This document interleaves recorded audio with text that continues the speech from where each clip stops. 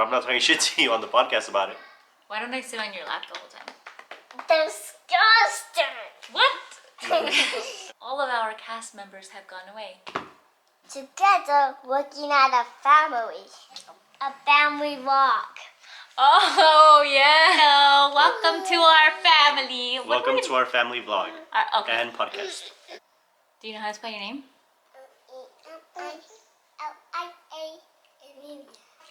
And I'm 4 years old.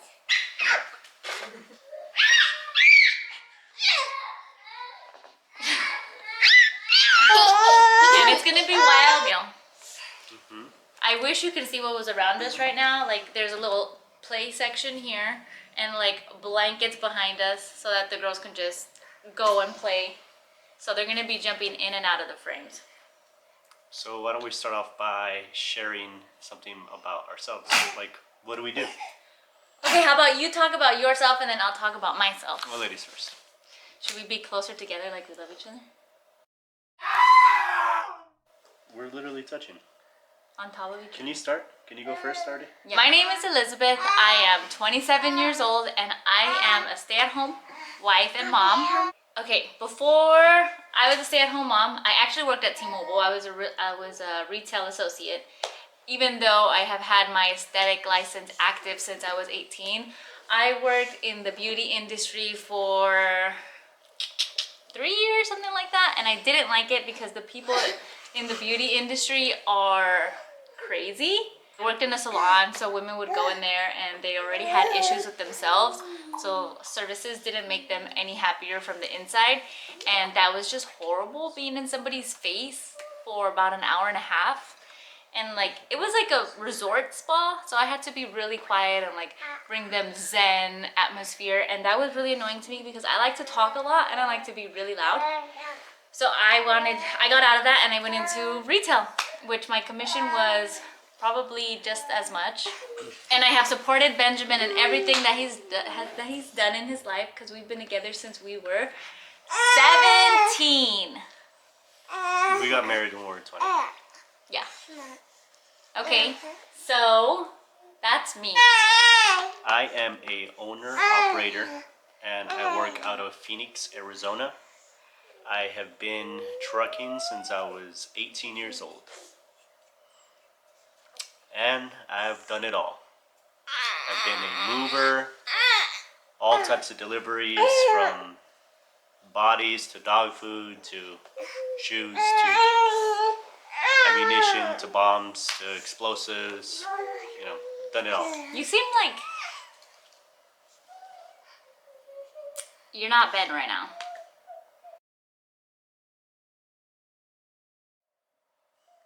Want me to stop again? No. Ay! Why are you talking like that? I just feel like you're not in the mindset that you should be right now.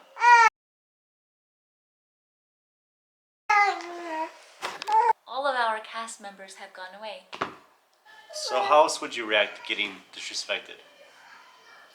On your first podcast, when you're being monotone because it's hard to act, I don't know, you're like to be super excited when you're nervous of filming for the first time. You're still getting used to it.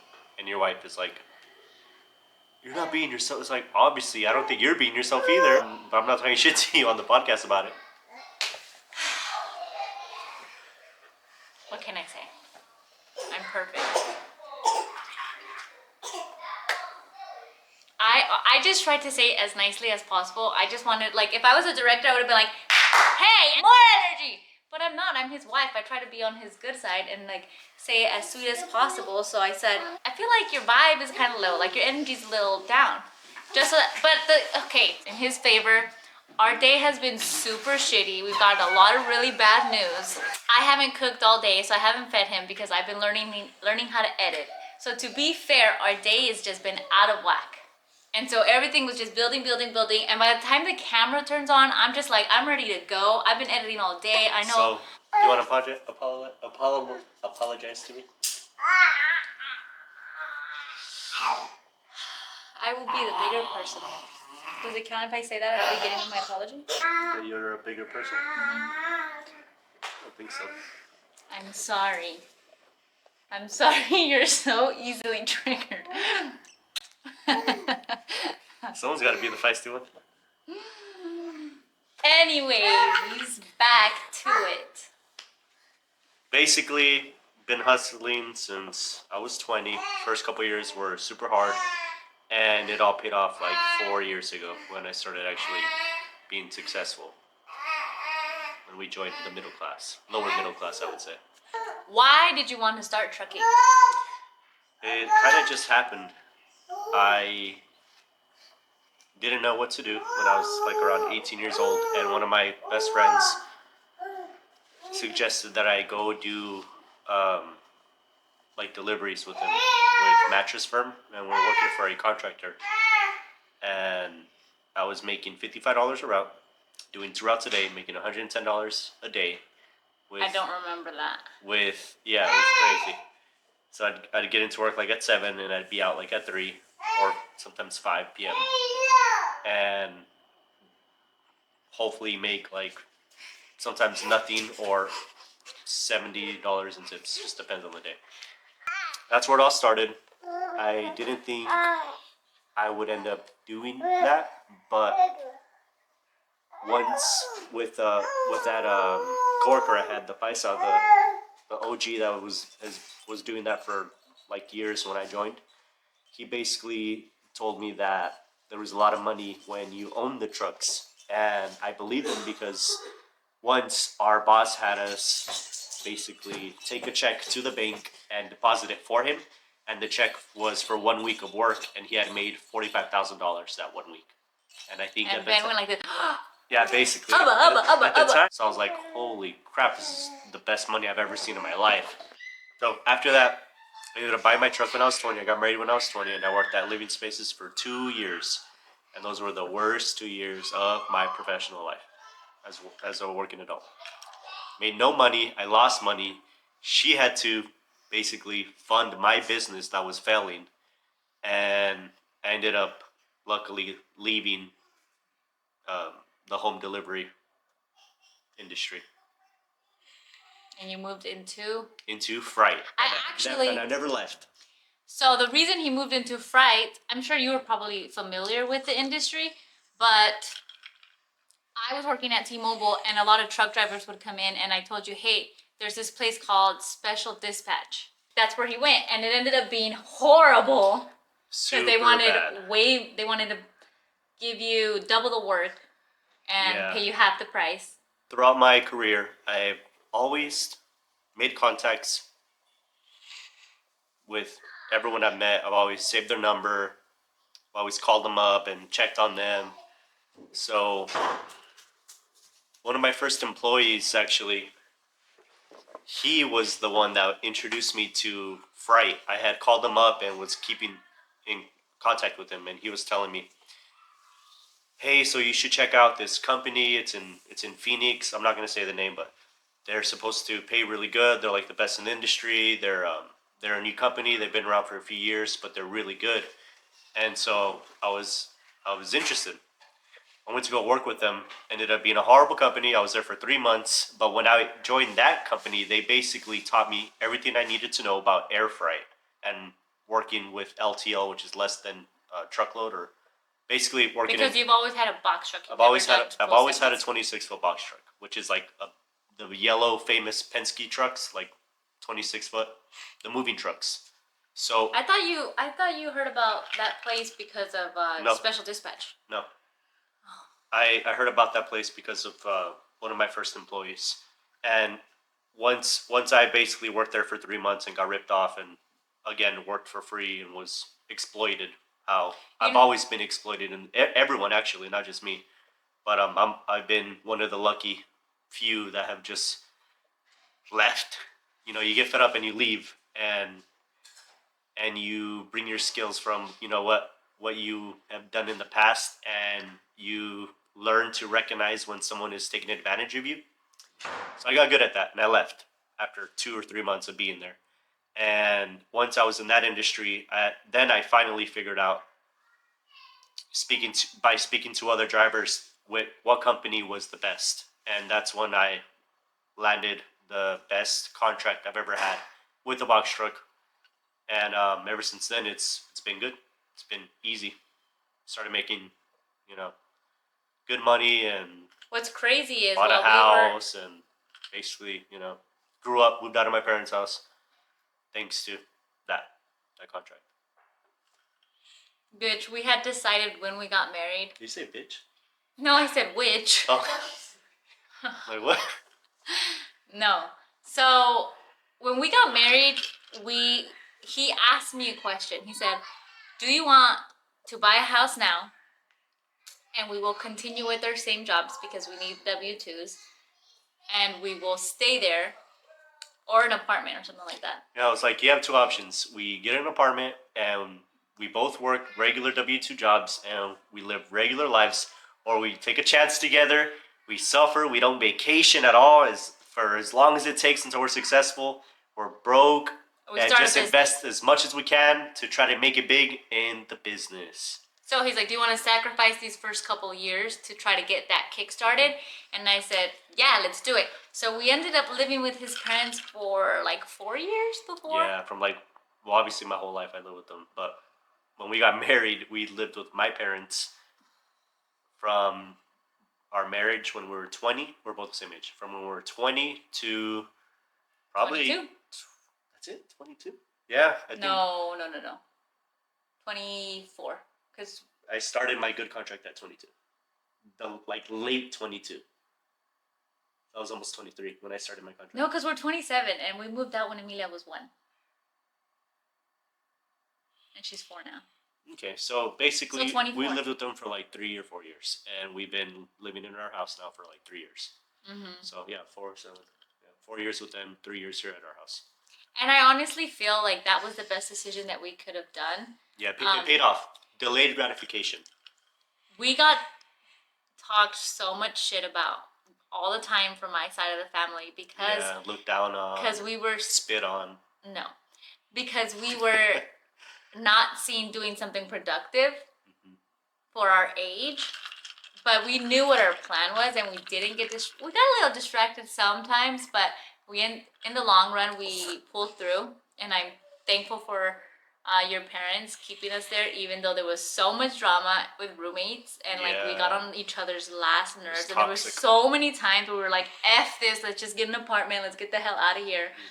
But we still pulled through, which thank goodness it got that to we a did point that. where we had no choice. Once I signed my life away on that truck, which I got like 100% interest rate, it was horrible. That's my next question is about the truck. Okay, what is it? Remember what happened when? So, I was 20 years old. I had like a 800 credit score because I had one credit card with like a $300 limit that I got when I was 18. So I had it for like 2 years. My only credit card. I have perfect record, but all that goes out the window with young age. They don't give a shit. You never paid anything off. You have no history. It doesn't matter.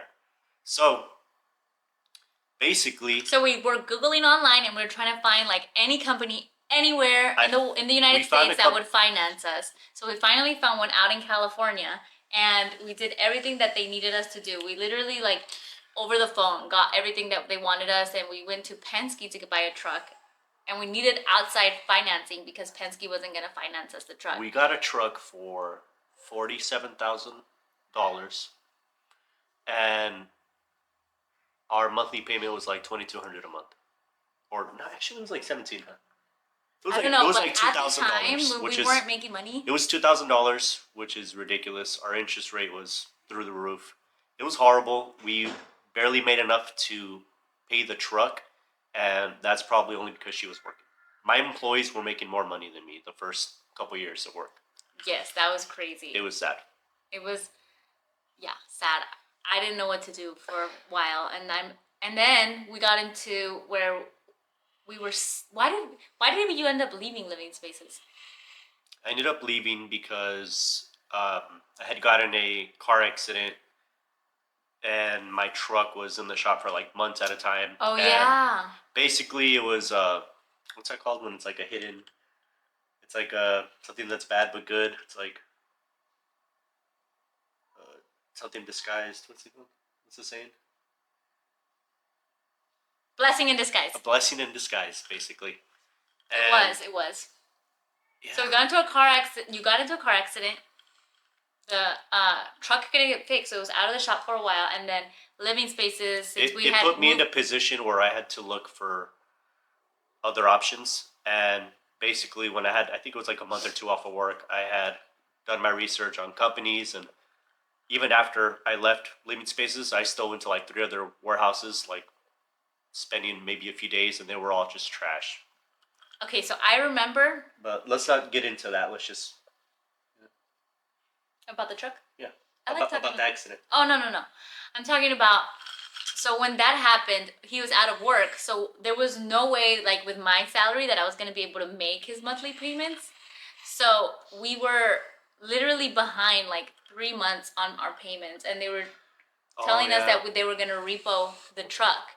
And we didn't have a location to park the truck. So the truck was literally getting parked at like different warehouses, like wherever you were trying to find work at. So we were I was in negotiations with them, telling them like, please come to negotiations. Like, let me just pay off the actual principal of the car. Like, if you come to negotiations with me, get rid of the interest. I can make payments on the principal. And they were not budging. I was talking to them for 3 months. They did not want to negotiate with us at all. We were at the point where we didn't know what we were going to do next, but my mom had helped us. She was a co-sign. She co-signed for us on this truck. Basically, what ended up happening, her mom. No, let me finish the story. No, why? I want to finish it. So my mom co-signed for us, so there was like, there's no way in hell that we can just let this car go and get repoed because it's going to ruin my mom's credit. So we were trying to find ways. That was hard. That was the main reason to negotiate. That's the only reason we were trying to negotiate, because we're like, F it, let it go, start all over, close the LLC. But we couldn't close the LLC because my mom had co-signed for us. So after all this negotiation that they didn't want to do with me, I was like, let's go to a lawyer and talk about bankruptcy. So we went to this lawyer, and she told us that we had to do this stupid ass bankruptcy that was like total so let me payback. Because you don't even remember what bankruptcy. I don't remember the name. Exactly. So let me speak. So go ahead and say it. So rude. You know, it's a podcast between 2 people, not just one person. So You've been talking the whole time, not me. Well, I'm the star. No, you're not. So basically. And then your details are so boring. Don't they want to know what type of bankruptcy it was? They're trying to do a Chapter 11, which is where you redo all of your debt, but you don't get rid of it. You just like renegotiate to pay it on a different like schedule, basically. And what we wanted was like a Chapter 8, where you just wipe it all off and you're clear and you don't have to pay it back. And then 7 years later, it drops off your record, which we ended up doing neither of those. Yes, because we were like, that's so stupid. Why would we pay back all of the debt? It was like forced negotiation for the financing company. You force them into negotiation for going through Chapter 11, and they had to remove the interest, or you pay the interest or something with it.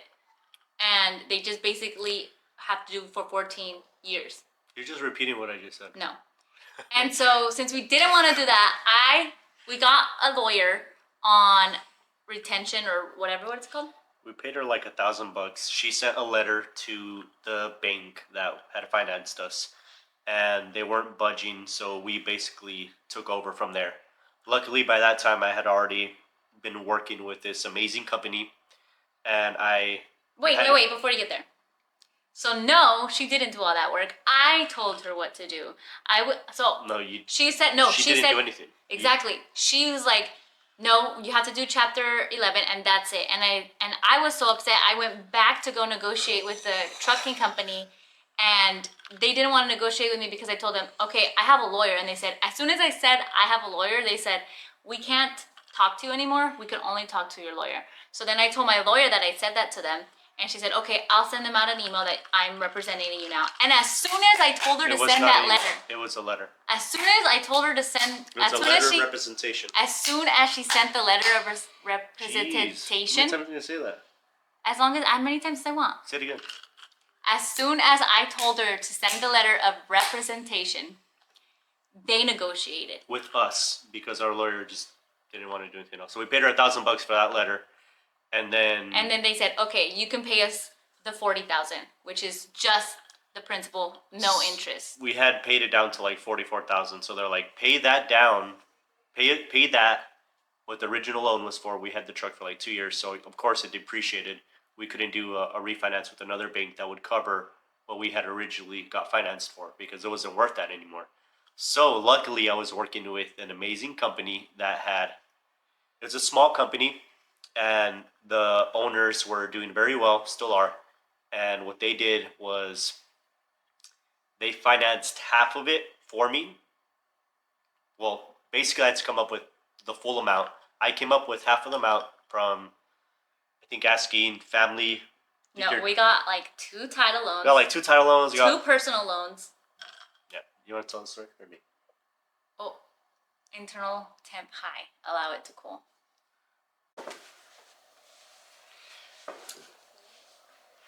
So, that company I was contracted with Can I? really liked me, and they're really cool, and ended up funding half of what I needed To buy out the truck. to buy out the truck. Go ahead.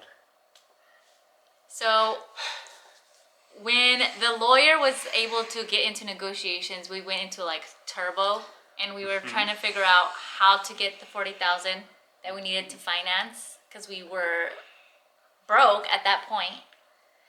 And we ended up getting 2 title loans, 2 personal loans, and then a family member loan. Yep. And that was for 20 grand. And then the other 20 grand was financed by the company that helped us with, guess what?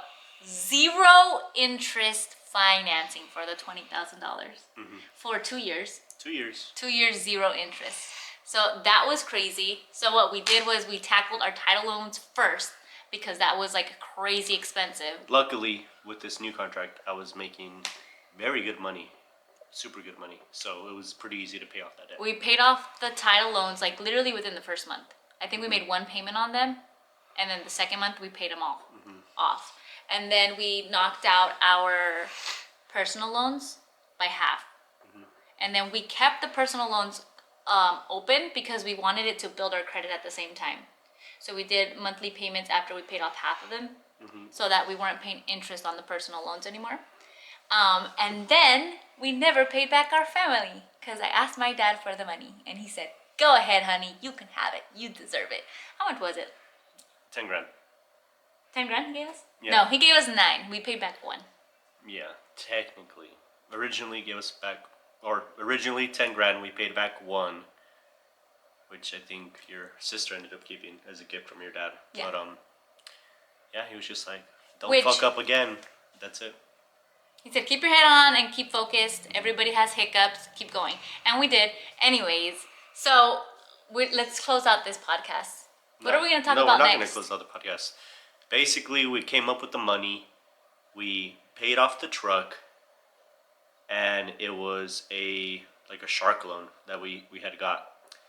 And ever since then, we've been doing good. And recently, we decided, let's start a podcast and a vlog. And we're going to go all out. We're not going to stop until we have millions and millions of subscribers.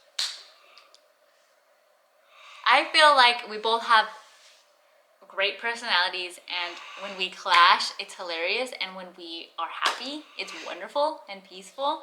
So I feel like we have what it takes, and like people are interested in seeing the way that we live our lives. Yeah, I think so. Plus, we've had like this equipment for a really long time because this is something that we've always wanted to do.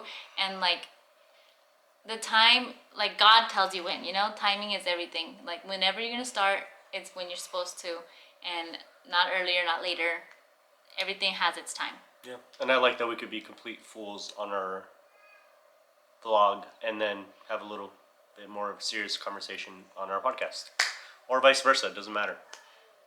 I feel like we have a lot to give, a lot to share, a lot to learn, a lot of experiences that we are planning in the future to share together. And I feel like if we just get it all on video, it'll be fun for us to look back at, fun for Amelia to look back at, fun for you guys to join us in and see the growth from here on out. Because I feel like we've had so much growth in our past, but the future holds so much more.